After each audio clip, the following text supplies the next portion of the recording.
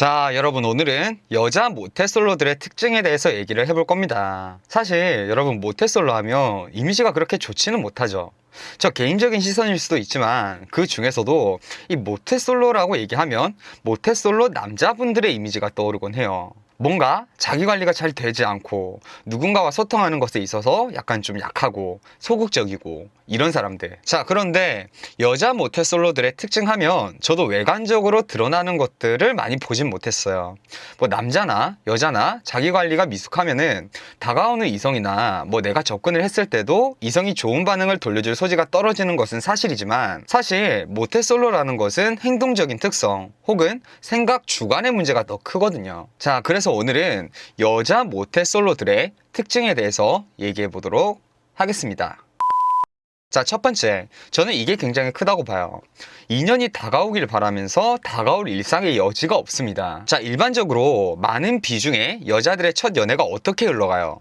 아무래도 먼저 다가가는 것보다는 상당히 높은 확률로 남자가 먼저 여자에게 다가오고 그 다가오는 사람을 이렇게 판단을 해서 마음에 들면 연애를 하죠. 뭐 이거는 첫 연애가 아니라도 마찬가지인데, 여자 모태솔로들은요, 누구에게 다가가는 것 자체가 아예 자신의 행동 선택지에는 존재하지 않아요. 자, 이건 사실 큰 문제가 되지 않습니다. 남자들이 다가오는 것 중에 골라도 괜찮아요.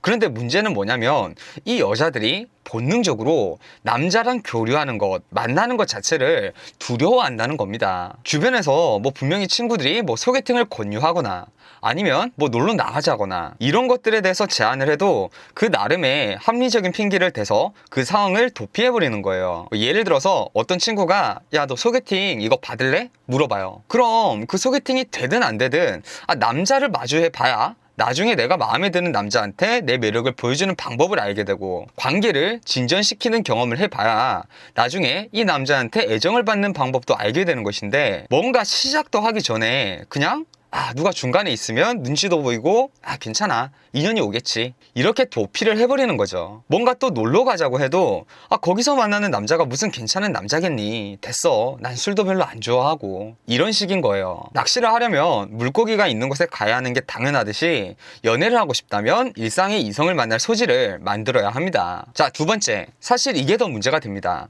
연애에 대해서요, 사실 크게 느껴지는 그 니즈가 없어요. 주변 사람이나 뭐 매스컴 같은 데서 뭐 연애 관련 프로그램들, 뭐 영상 이런 것들을 보면서 연애를 하면 좋겠다라는 생각이 들기는 듭니다. 자, 그런데 이 관념이 그렇게 강하지를 못해요. 왜? 내가 직접적으로 연애를 통해서 느껴지는 그 설레임이나 이런 달달한 감정들을 느껴본 적이 없으니까. 노래를 잘하는 막 가수를 보면서 와, 저렇게 노래 잘하면 좋겠다, 이런 생각들은 우리 누구나 하잖아요. 근데 막상 내가 노래를 잘하면 좋겠다라고 생각해서 또 어떨 때는 한번 노래를 배워보러 가기도 해요. 근데 막상 노래를 배우면 뭐 이것저것 힘든 것도 좀 있고 시간도 잘 안 나고, 그럼 얼마 안 가서 포기를 하게 되죠. 연애를 딱 이 수준으로 보는 겁니다. 그런데 이런 문제는 철저하게 내가 초기 경험이 없기 때문에 일어나는 거거든요. 연애가 아니더라도 우리가 뭔가 좋아하는 사람이 생기거나 그러기만 해도 뭔가 연애에 대한 동기가 생길 텐데, 여기서 첫 번째 문제인 일상의 그런 여지를 만들지를 않습니다. 그러다가 점점 시간이 지나고 뭐 나이는 이제 한 20대 중반까지 오고 후반까지도 바라봅니다. 그때는 뭔가 내가 연애를 한 번도 못 해봤다는 게 자존감이 떨어지고 내 스스로가 뭔가 문제가 있는 것 같고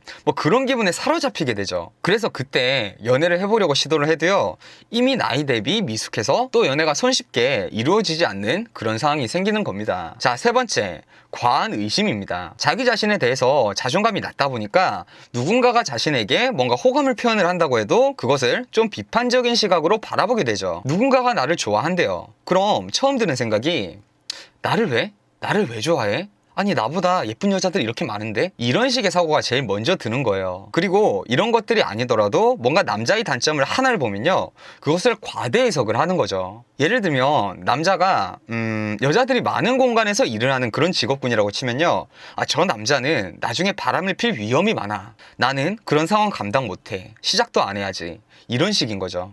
쉽게 말하면 상처를 받지 않겠다라는 심산인데, 여러분, 인간관계에는 상처가 없이 이루어지는 것이 없습니다. 비단 연애가 아니라도 친구관계마저도 인간관계는 언제든지 상처를 남길 수가 있어요. 이런 태도는 구더기가 무서워서 장을 못 담그는 것이라고 봅니다. 자, 네 번째, 압도적인 장점이 없습니다. 자, 제가 과거 영상에서도 말한 적이 있는데 내가 모든 면에서 준수한 캐릭터가 아니더라도요, 한 부분에서 압도적인 장점을 가지고 있으면 나에 대한 매니아층들이 생깁니다. 그런데 가장 연애를 하기 힘든 캐릭터가 어떤 캐릭터냐면 이 장점들이 애매한 캐릭터들이에요. 얼굴도 그냥 나쁘지가 않고, 몸매도 뭔가 그냥 딱 나쁘지 않고, 성격도 나쁘지 않고, 직업도 나쁘지 않고, 뭔가 누군가가 봤을 때 쟤 정도면은 절대 나쁘지가 않지, 이렇게 말하지만 누가 봐도 확 끌려하지 않는 그런 캐릭터가 자기 자신이라면 여러분은 스스로의 소수의 장점을 꼽아 발달시킬 필요가 있겠습니다. 제가 오늘 얘기한 것 중에서 제일 반박을 많이 할 만한 게 주인장님이 남자가 다가오는 것처럼 말을 하는데 저한테는 남자가 안 다가와요, 이렇게 얘기하실 분들이 많을 것 같아요. 그 이유가 저는 여기에 해당하는 경우가 가장 많을 거라고 봐요. 여러분, 나쁘지 않은 정도로는요 부족합니다. 우리가 모든 부분에서 뛰어나기는 어려워요. 그렇지만 우리가 한 두 분야에서는 타인에 비해서 월등한 메리트를 가질 수는 있어야 합니다.